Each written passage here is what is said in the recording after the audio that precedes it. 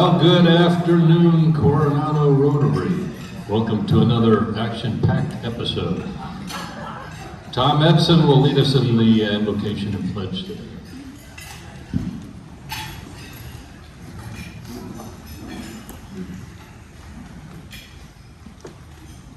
Please bow your heads, and you can join me in a prayer of thanksgiving. Let us give thanks for all the friendships and fellowship of Rotary.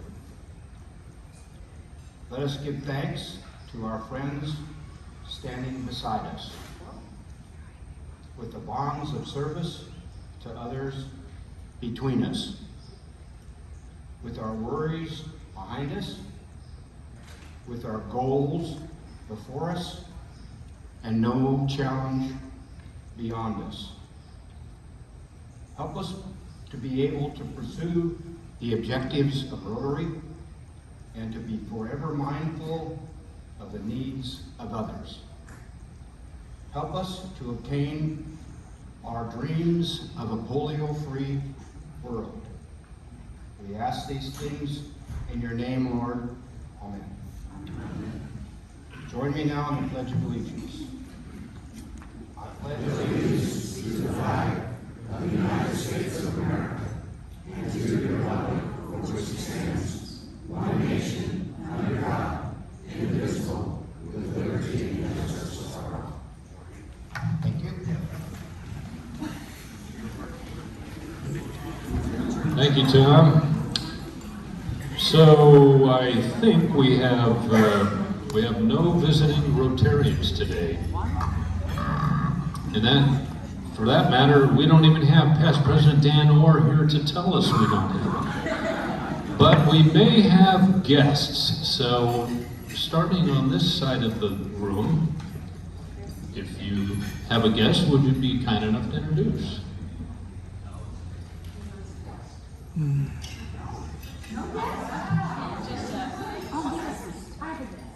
Oh, wait. I'm so sorry. My guest had to tell me I was good. Good God, I'm so sorry. President, Bob, fellow Rotarians, I'd love to present my special guest, Sarah Kalki.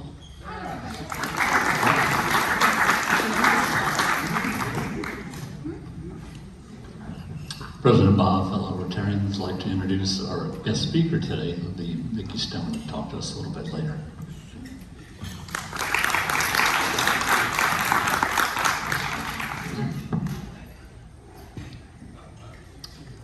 We have past President Tom Mitchell over there.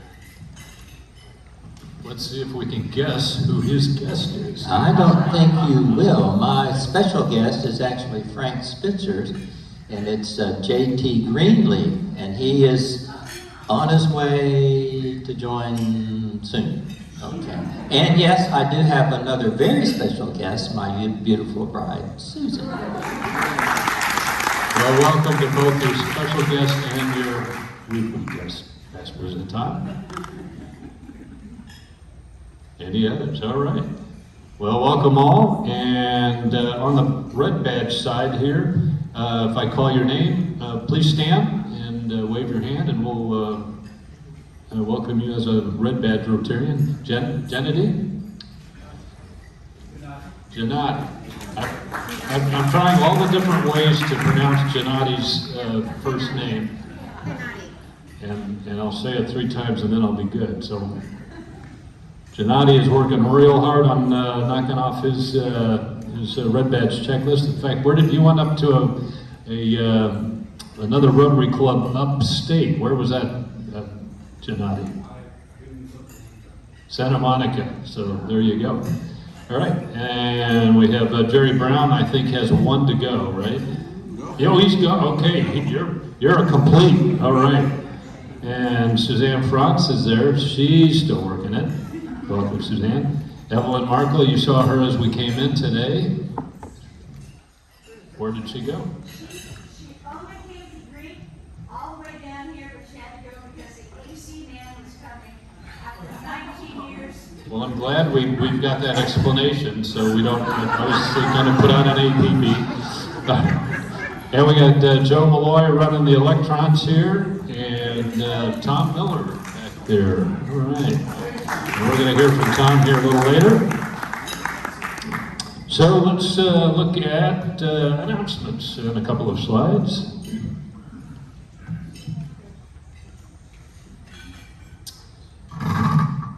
So coming up here in October, we're going to have flags on the avenue for Columbus Day on the 9th of October, first in Orange. Beach cleanup following that at the end of the week, Saturday, October 14th. And those are real good opportunities if you're a Red Badge Rotarian looking to check off a service project. Both of those are in that category. Great stuff. Next slide, please. Quick update on Eddie Foster. Just we have a note from STEP, and I won't go into a lot of detail for privacy reasons, but they report that the money that we raise continues to be enormously impactful for his widow and the family, and so they're doing well, and they're doing well because of the efforts that STEP and Rotary in partnership have done to support that Navy family. Next slide. Okay. Thank you, Past President Luann, for this one. I think this is interesting because did you know the first Rotary, of course, started in 1905, and then they started shortly after that looking for little projects to do. And in 1907, I don't know why it took them 2 years to come up with this, but they decided the installation of public toilets, and we're waiting for that to happen here in San Diego downtown now. So there you have it. Okay, final slide. Oh, we're not doing Roger yet. Don't I have one more slide up here? I thought I had a... That's all I have. Oh, that's weird. Okay. What was it? Well, I'll audible this one. I had some pictures of grandparents, and wherever it is, it's Say Goodbye to Grandparents Month. And we had Jane Brown, Dean Eckenroth, Suzanne Manuel, and Jamie Centeno, all in nice photos with their grandkids. So we'll move into October and we'll have a new month. So now we will do Roger Clapp's induction. First.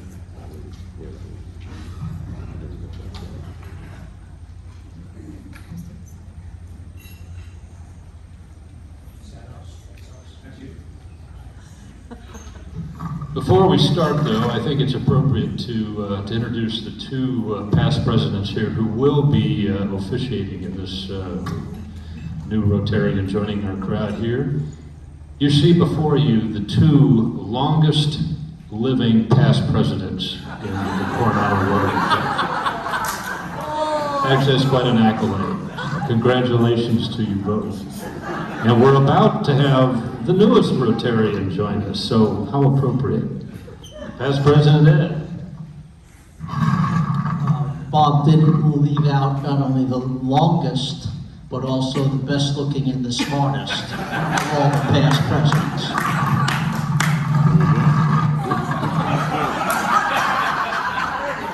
Hello. It's nice to see that this podium has not been raised. That's another story. Yes, thank you, Bob. Okay. Can I find it all? I'd love to find it. All right. Anyway, I'm actually here to introduce and the reason I'm here, okay, because Tom is here and does this presentation normally. However, he was very uncomfortable giving orders to a senior past president. So he basically asked me to step in and take over his spot because I am senior to him. It's kind of this old military thing that they go through, okay? So with that said, I'm going to introduce past President Paul Plum, who is also the sponsor of Roger Clapp, our newest inductee. Paul? Thank you, Past President Ed, President Bob. It gives me a great thrill to be here. with one of the best top two past presidents in the senior category. It's also great to be here with Roger Clapp, who I've known since the late 60s. He, with apologies to one other member at least in this club, went through one of the two most difficult SEAL training classes in the history of SEAL training. And I've known him for quite a while. As I said, he has a great reputation as an operator, a great reputation as an executive, and he has a great representative, or is a great representative as a service member of Coronado, where he's lived for quite a while. And I'm really, really proud that Ed's going to induct him today. So Ed, thank you very much. By the way, this is the regular podium. I could tell you stories about the podium they screwed over Ed with, but we're going to go now. Thank you, Paul. All right, Roger, we'd like to welcome you officially to Rotary. You will now be taking your next step into the red badge category.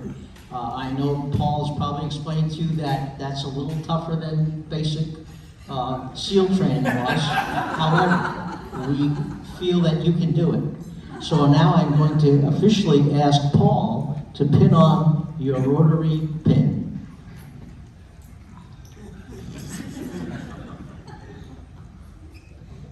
That's a Rotary pin?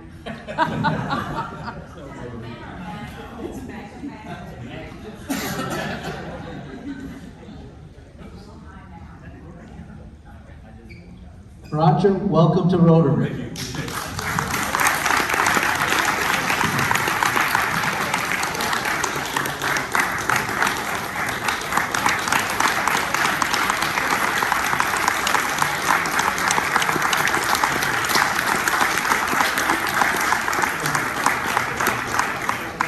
Ready? Seats. Thank you, Past President.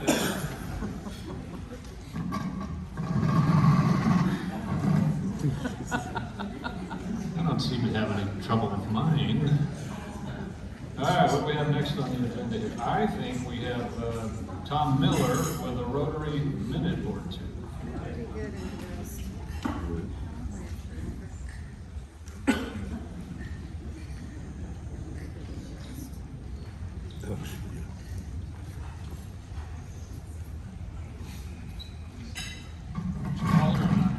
Be careful, that thing only has 2 settings. And one of them's red level. President Bob, fellow Rotarians and guests.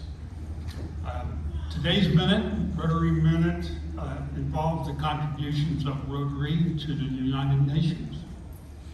And I'm going to give a few snapshots in time as to the measure of that contribution. In 1942, in London, England, there were 21 members, 21 countries represented by Rotary, developing a vision for the advancement of education, science, and culture. And that served as the charter for the original UNESCO. Throughout World War II, Rotary informed and educated members about the formation of a United Nations and the importance of planning for peace after World War II was over. Rotary provided during the World War II era booklets and various articles in the Rotarian about the United Nations supporting that measure going forward. In 1945, the United Nations Conference held in San Francisco. It was known mostly as the San Francisco Conference, met with 50 allied nations to create the United Nations Charter. During that conference, there were 49 Rotarians representing 29 delegations at the conference. In 1948, the UN was stood up, and Rotary, from that time forward, actively participated in UN meetings and promoted the UN in Rotarian events. Most recently, the relations with the UN have been expanded through the Rotary's representative network. Give you an idea of the current entities that Rotary serves: the World Health Organization, the World Bank, UNESCO, the United Nations Children's Fund, and the World Food Program. That concludes the Rotary Minute. Back to you, President Clapp.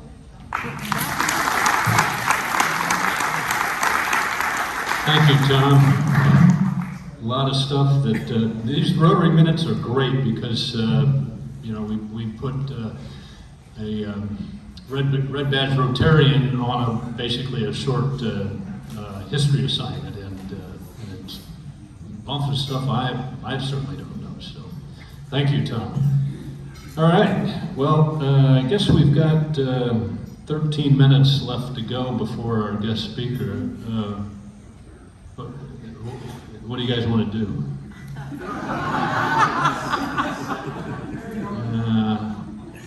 Okay, well, let's play Rotary Trivial Pursuit. How about that? Okay, here's how we're going to do this. So we're going to split the room in two. And Luann is the team leader for everyone to the right of Carol. So Carol is in Luann's team. And past President Ivan is the team leader for everyone on the left side of the room, from Paul Plum that way. And we will go through some Rotary Trivial Pursuit questions in alternating fashion. We'll start with past President Luann, her team, and she'll have roughly 30 seconds or so to consult with the Luann team and produce an answer. And there'll be 1 point for most of the questions. Some of these questions are tougher than others and may have multiple points awarded for each portion of the question that's answered correctly. Do we all understand how this is going to work? Okay, so one more time. So Luann will start when I put the first one up. She gets to answer it. It's a point if it's right. And then we'll go over to Ivan's team, and he will consult with his group for the second one, and we'll alternate. Oh, yes. What do you win at the end of this? I knew that would quiet the room down. And the answer is that the losing team buys the winning team a round of drinks at this bar at our next CCYC meeting. So there's a lot at stake.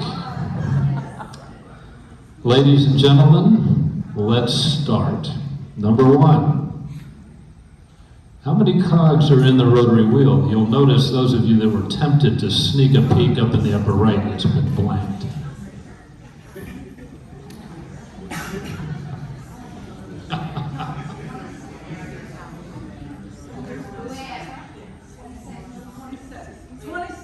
Twenty-six.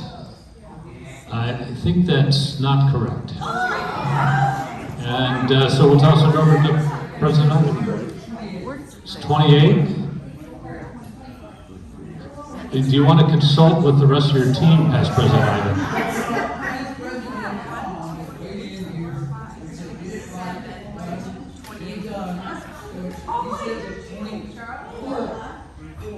So I understand your final answer now is 24? Okay, all right, well that does happen to be correct. So we have, I better keep track of this stuff here. So we have, so past President Ivan's team has 1 point. Okay, next question. Okay, so Luann gets a shot at the next one since the team missed that. Next question. Joe. Sorry. How many Rotarians are there worldwide? More than 5. 1.4. That's your final answer? Just say Okay, that is correct. It is, although I would have also accepted D more than 5. Next slide. Okay, this one's easy, Past President Ivan. True or false? And there's a bonus question at the end of this. Does Rotary indeed have a club on every continent?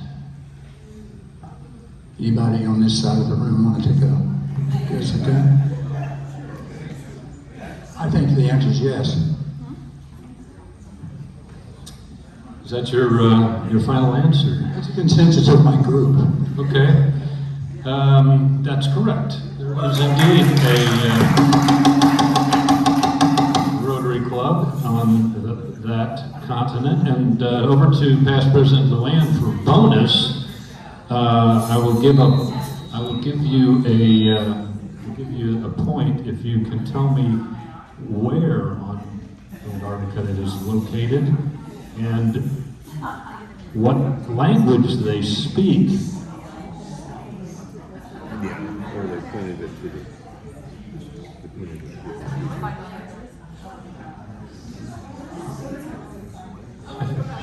It's a good thing that Paul Loveline is on that team.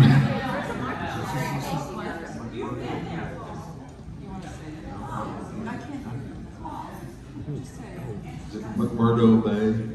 A good guess, but not correct. Past President Ivan? It's up to the plate, people. Come on. Tom, you pilot, you know, you got maps and all that stuff in your head. Come on, let's get. All right, guys, think of nothing. What they speak. Where is it? Somewhere in. All right, that was a hard one, so we'll default. The Myrtle Bay. Well, we already have that one, and that's not correct, actually. It is at Esperanza Base, which is populated by... I couldn't hear you, man. You got Spanish. All right. Now, it is at Esperanza Base. They speak Spanish because it's largely populated by the Argentines, and the population of this little settlement, somewhere between 56 and 116. I don't know how many are Rotarians, but I do know this, and this is very important. Will all the red badgers please raise their hand? Okay, I want you to write this down. The club meets on Wednesdays at 8:30 p.m. So if you wanna really knock it out, there's your alternate Rotary Club meeting. All right. Can we zoom there? Okay, so we are, okay, next slide then. How many clubs are there in the world? And we'll send that one back to Past President Luann.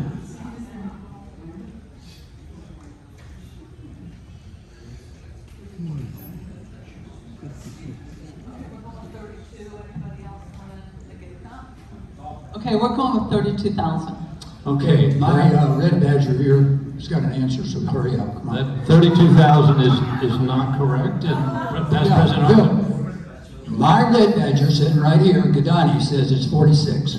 He is correct. Bada boom! Bada boom! All right, next slide. Sorry about that. Okay. Okay, we have a question for you, President Bob. Are you counting Rotaract clubs in this or not? Because you said Rotary, you didn't say Rotaract too. I believe the Rotary International website simply says that there are over 46,000 Rotary clubs in the world. I don't know that they have made a distinction on which. All right. And even if they did, there'd be I'll more. sit Right? down. Okay. Well, Past President Luann, you have another shot. How much does a Paul Harris Society donor give annually?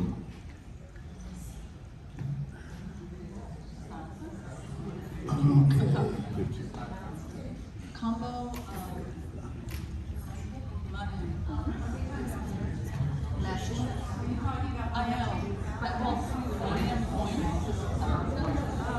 Come on, the clock's ticking. Tick, tick. Okay, we're talking Paul Harris Society, which is PHS. It should be $1,000 A. Okay, that's correct. Next one. All right, what are the 5 avenues of service, Past President Ivan? good, and I can tell you there's more, there's 5 avenues, okay. Anybody want to give it a shot? I can. Well, let's, just to be clear, there are avenues of Community service. and there are focus areas. Okay, so. Yeah, this is avenues of service. All right, community. There are 7 focus areas. Right. This is avenues of service. Okay, I say So- the first one is youth service. Okay, we've got youth and we've got community. There's 3 more. Okay, international service, Yes? club service. Yes? What's the other one? No, that's not the vocational service.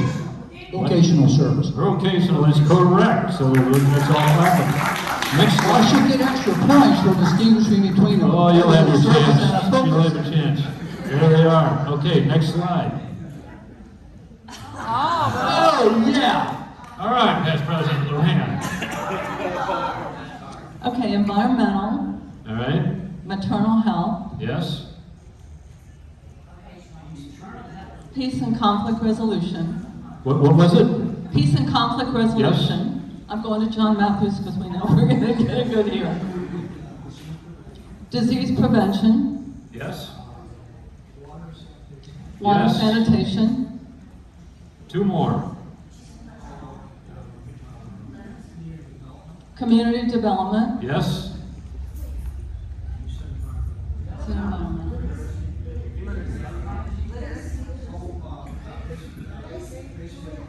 Basic education, Yes, correct. Well done, well done.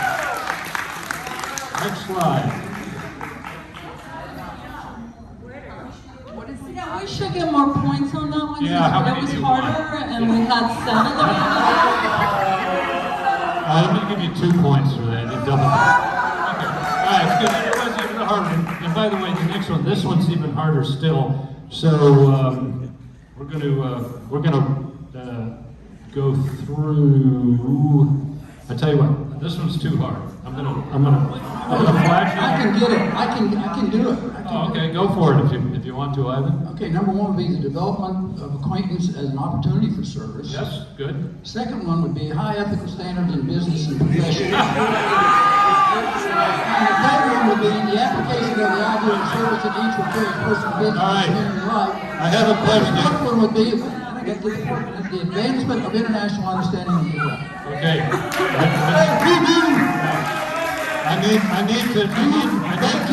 I need a ruling from the audience. Was this fair to all concerned?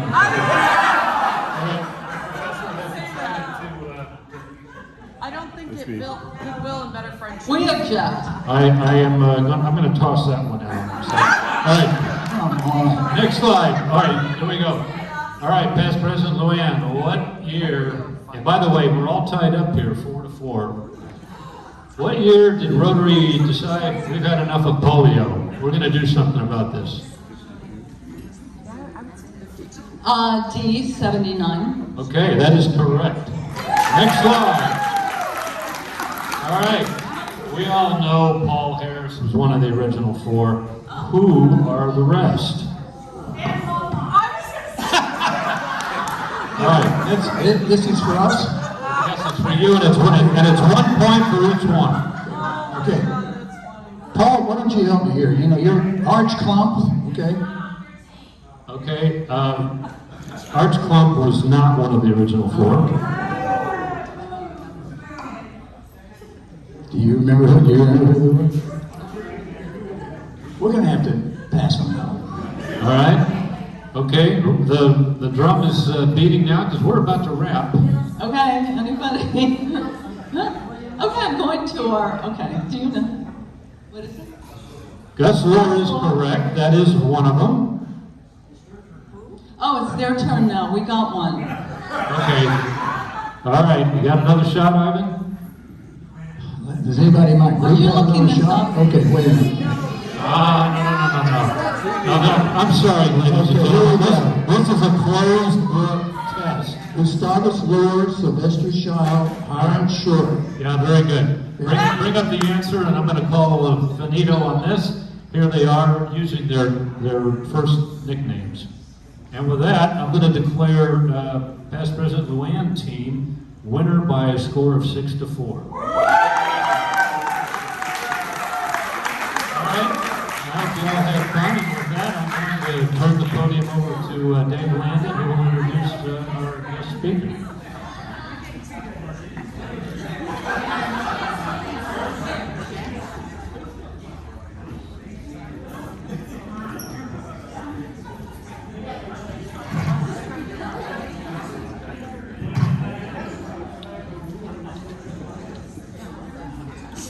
President Bob and fellow Rotarians, it's an honor to introduce today's guest speaker, as I frequently refer to her as one of the two daughters I never had. Vickie Stone is the Curator of Collections for the Coronado Historical Association, and she is indeed a treasure both for CHA but also for the community of Coronado. Before arriving in Coronado, Vickie successfully completed a master's degree in museum studies at Purdue University. And during her studies, she worked with numerous historical collections in Colorado, Alaska, and Indiana. Notably, she served as a closed fellow at the Edinburgh Museum of American and Indian Western Art in Indianapolis. In the spring of 2016, she was awarded the William M. Platter Civilian Engagement Medallion for her work with indigenous communities in Alaska. After graduating, Ms. Stone worked as a collections contractor for the FBI art crime team on a case that has since returned thousands of stolen artifacts back to their countries of origin. Ms. Stone currently serves as a Curator of Collections at the Coronado Historical Association. In her position, she promotes the history of Coronado through the care and preservation of historical artifacts in our museum's collection. And one note that is not on her resume, which I don't understand why she admitted it, but she's also a very accomplished figure skater. So with Vickie, please introduce welcome Ms. Stone.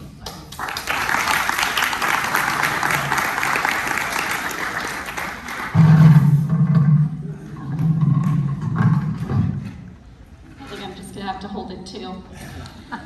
Thank you, Dave, and thank you, President Bob, and everybody here at Rotary. It's such a pleasure to be here. I love to talk about the work that I do at the Coronado Historical Association. I've been in my position for almost 7 years now, which is pretty incredible. And Coronado is just such a special community and a really amazing group of people to work with. You can go to the next slide. So, if you haven't heard of the Coronado Historical Association, to give you some background, we're over 50 years old now.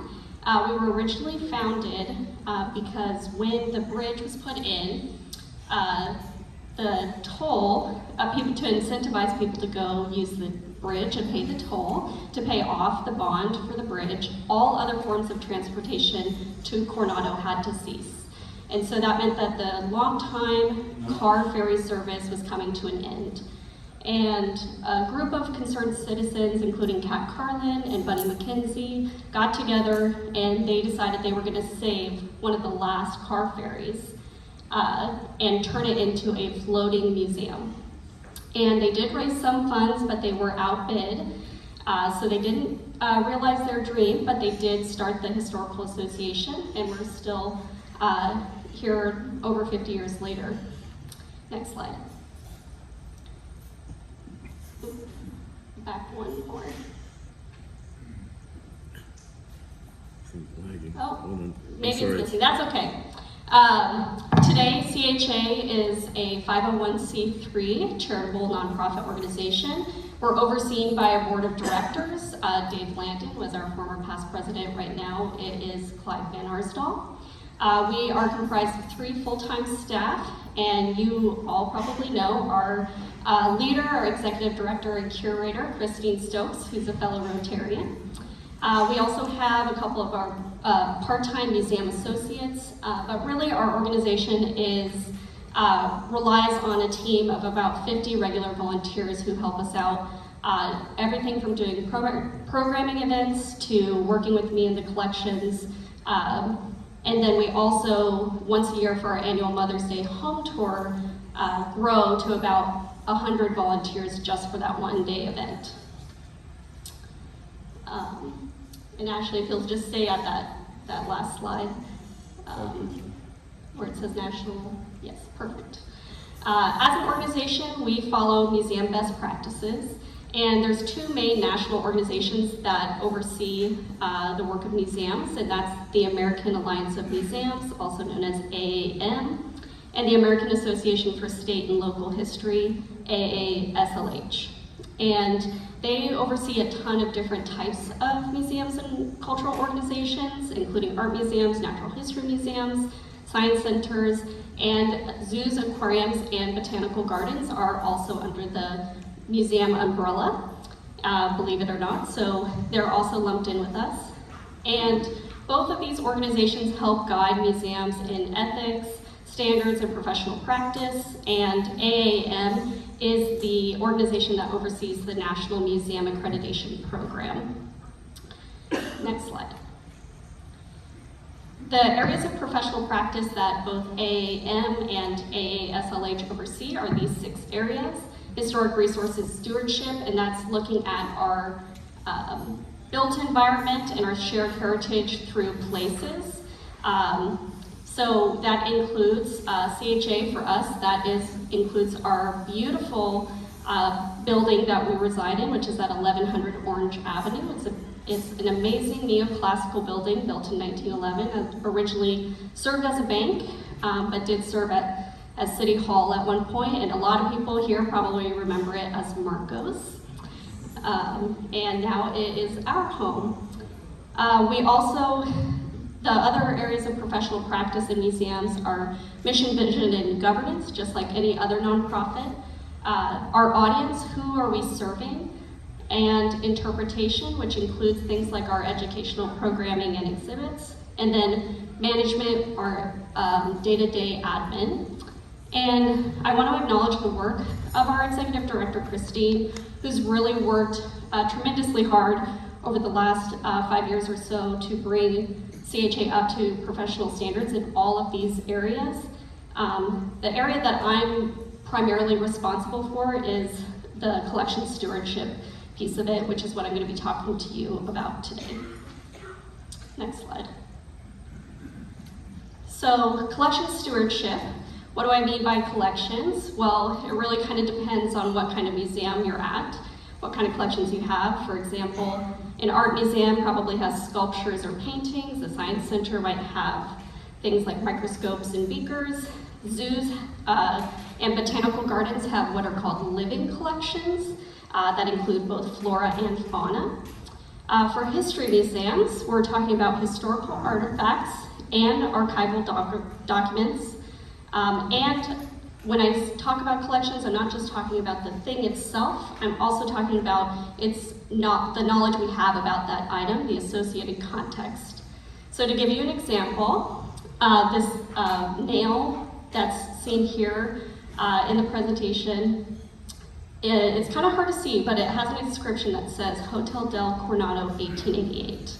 And when I first started working at CHA, this was on display with a little label that said that this was the golden spike, the famed golden spike that John D. Spreckles drove into the ground for the completion ceremony of the San Diego and Arizona Railway on November 15, 1919. And when I saw this on display, it was really interesting because I kept thinking, this is extremely small. This is not what I expected to be the golden spike. It's a little lackluster. And what's going on with this inscription that says Hotel del Coronado? I knew there was a connection between Spreckles and the hotel and Spreckles and the railway, but I didn't really know why he would put that as the final completion spike of his railroad. So we did a little digging, and we found out that this artifact was indeed not the golden spike, but it was instead a commemorative nail made by a man named Ernest Tiedemann. And Tiedemann was a German immigrant that was sponsored to come to America by John D. Spreckles.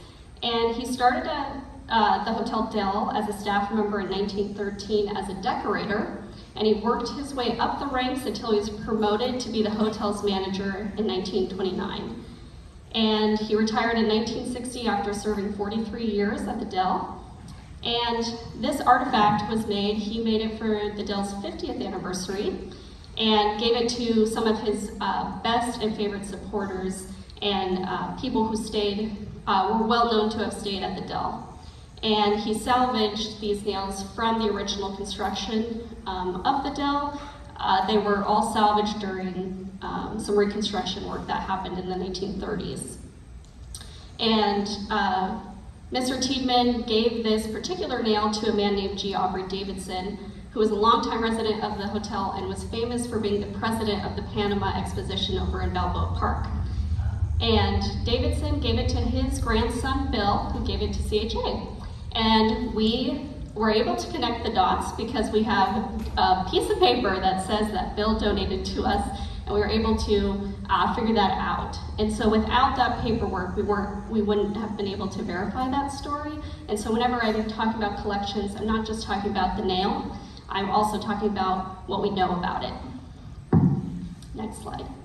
Oh, and there's Tiedemann. He's the gentleman there. That's him in the courtyard of the Dell.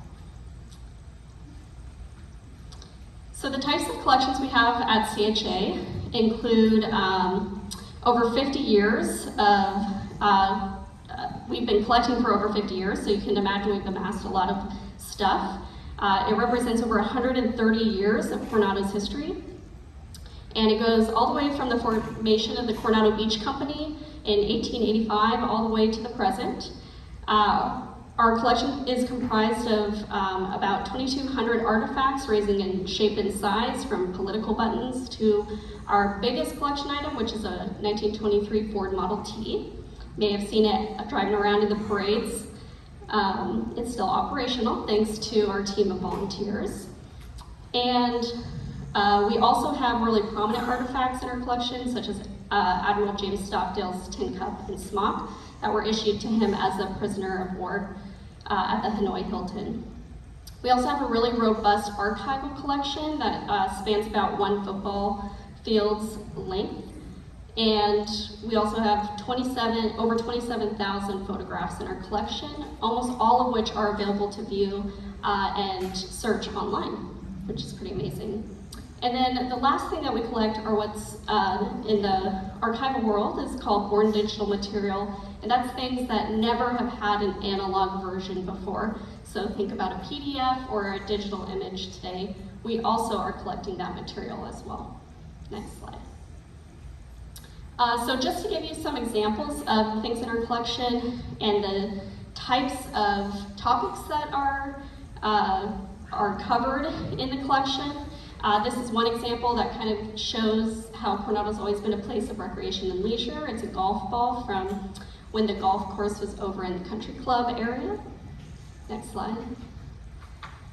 This is a handheld kerosene lamp from the ferry boat that was used by the captains to be able to see if it was early on a foggy morning or late at night.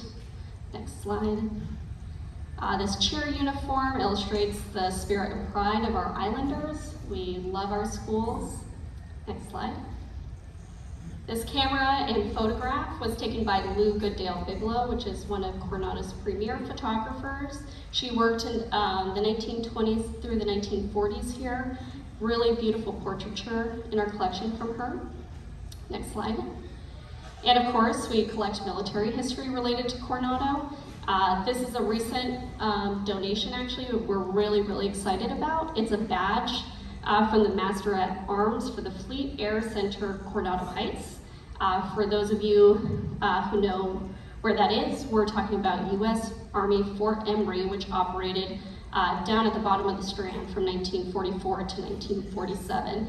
And so this is a pretty cool piece of that military history. Next slide. And of course, I can't skip over that we have a lot of different collections about Coronado's social, philanthropic, and service clubs and organizations. Some of the clubs and organizations that are represented in our collection include the Women's Club, 2030 Club, Franklin Club, Optimist Club, Sir Optimist Club, many different political organizations, school clubs, you name it, we have it. And yes, of course, we have a Rotary collection. The Rotary collection includes newsletters, membership rolls, photographs, video recordings, and other ephemera, dating from the club's founding to the present. And I really want to shout out to your fellow Rotarian, Steve Durmeyer, who enthusiastically has been promoting the club's history and has been collecting things and has really helped CHA build our Rotary collection. Pictured here on the left is the charter members of the Rotary Club of Coronado in 1926. And then on the right is another photo from 1951 that was a special event honoring those charter members. Kind of fun to see how the club's changed over time. Next slide. And I want to let you all know that we are collecting contemporary materials related to the Rotary Club. And on the Rotary website, you can submit photographs, documents, newsletters, or any other material you want to by clicking on the historical photo Dropbox button on the website.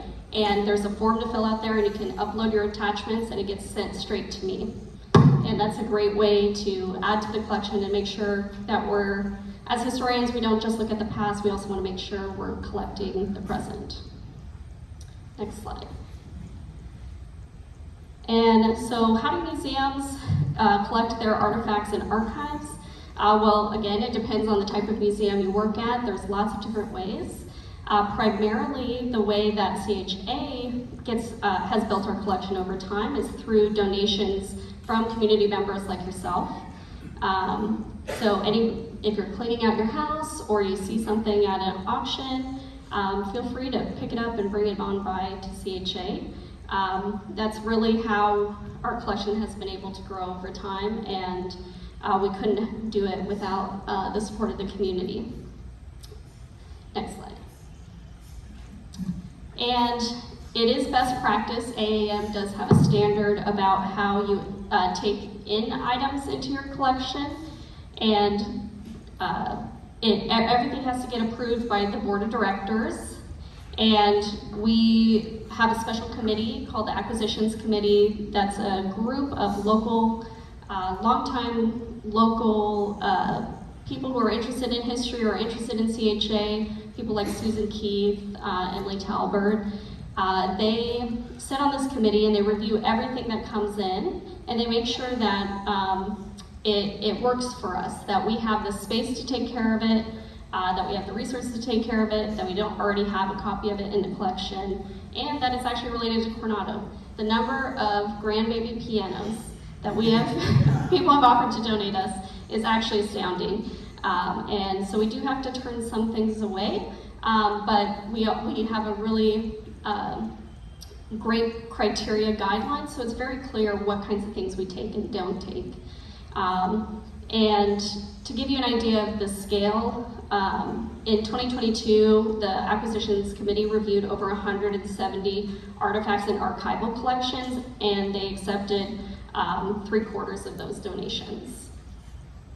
Next slide.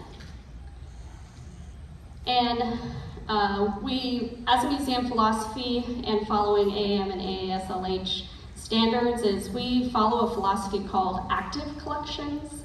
Active collections means that every item has a use. We don't take anything just to sit on a shelf.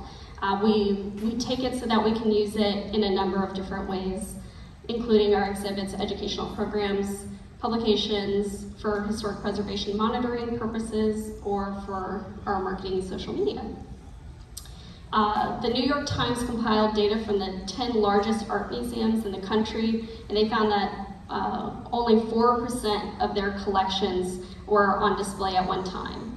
And CHA really prides ourselves because we believe that our collections it's more towards the 35 to 40% is used every single year for educational programs, for our exhibits and those kinds of things. So we're really trying to make sure that those things don't sit on shelves. We want them to be used, and that's why we're taking care of them. We do rotate our exhibits about twice a year. Has anybody been by CHA in, say, the last 5 years to see an exhibit? Yeah. Does anybody want to shout out maybe one that you particularly enjoyed? The POW exhibit. Yeah, that just wrapped up. What you did for COVID-19? Oh, the COVID-19, yes, we worked with the local schools, and actually Rotarian Sharon Raffer helped us with that project. We worked with students who wrote personal essays and submitted artwork about processing their time during the pandemic and how they were dealing with these really big changes that were happening and disruptions to their day-to-day lives. And that was a really great exhibit. Thank you. All right, next slide. And we also do a lot of external research service. We have over 200 researchers reach out to us every year to access the collection. Most of our research is for historic properties, but we also get genealogical research, people writing articles for lots of different kinds of publications and scholarship. This year we've already had 176 research requests, so we're definitely, I think we're going to overshoot our 200 average this year. Next slide.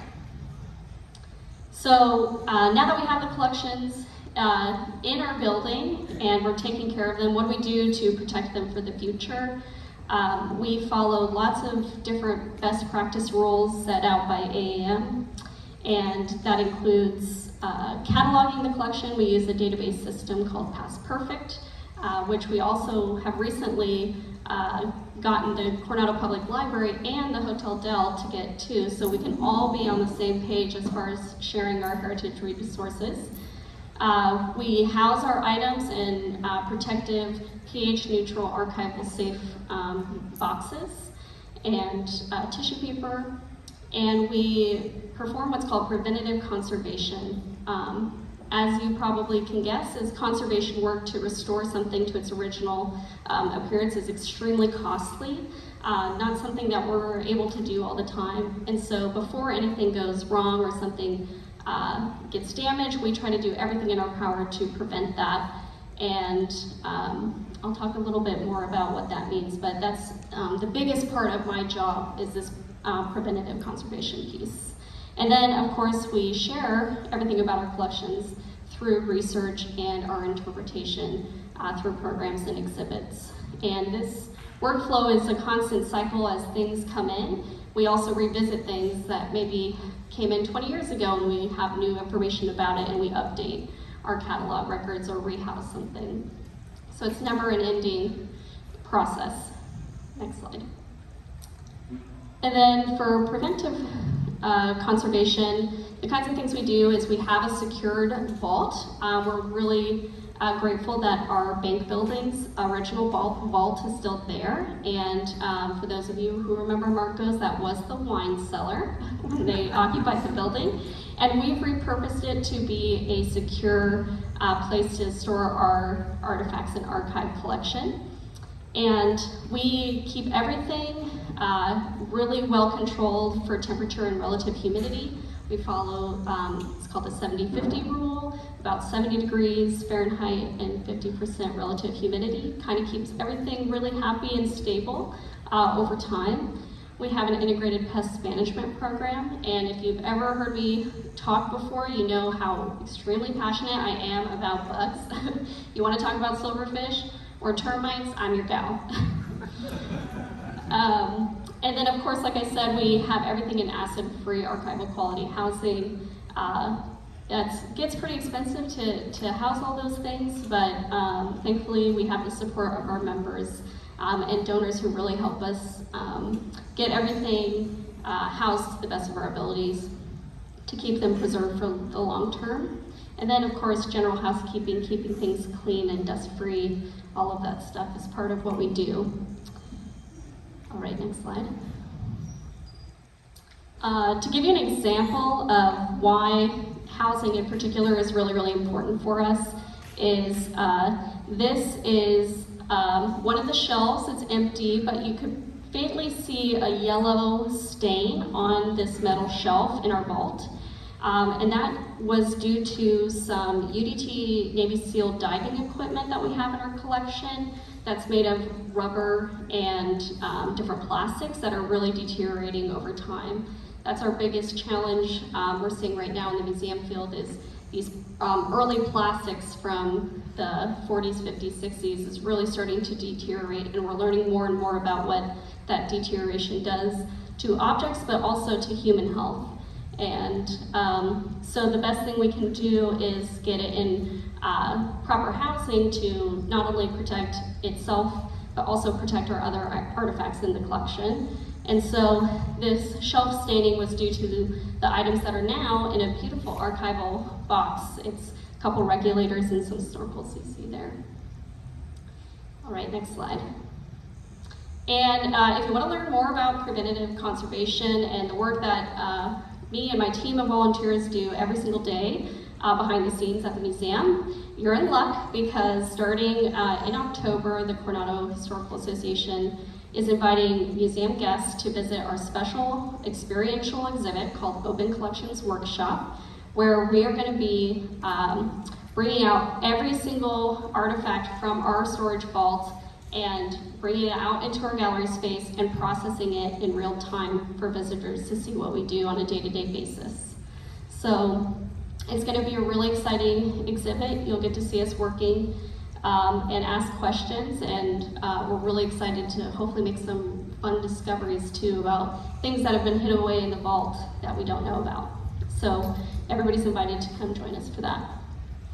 And that's all I have, and I'm happy to answer any questions about CHA, about museums, about collections.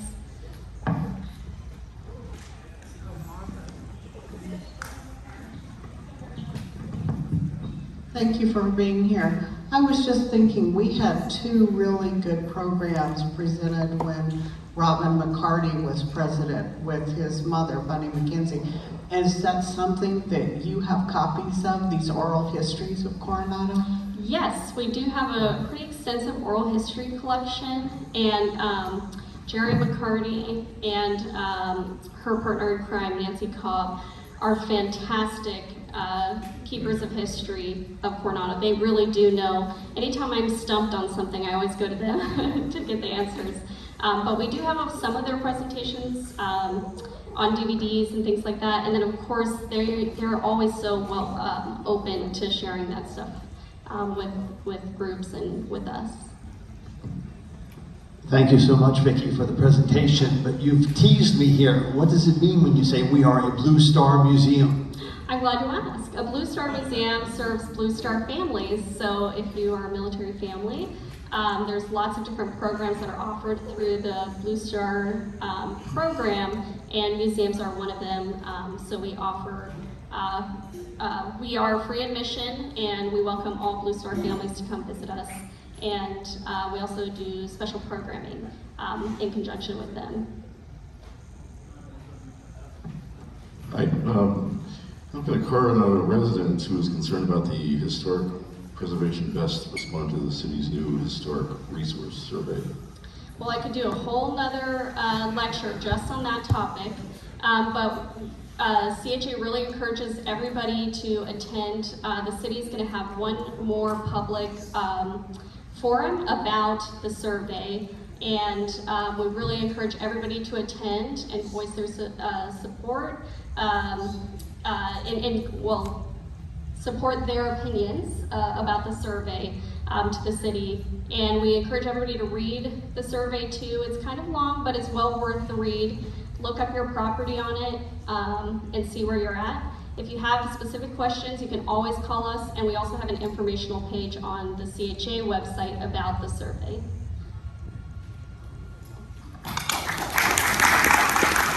Well, Vickie, thank you so much for don't go away too fast. I have a small token. This is our Rotary four-way test coin, and it's not much to offer in comparison to the wonderful presentation you gave us, but of course, you know, the town and its history are all near and dear to our hearts. So thank you so much for coming and highlighting some of those things. And I know all of us want to go and take the whole tour again, even though most of us probably have done it before. But there's always something new there, right?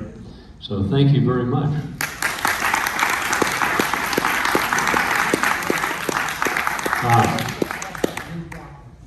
a blue goblet, the Holy Grail.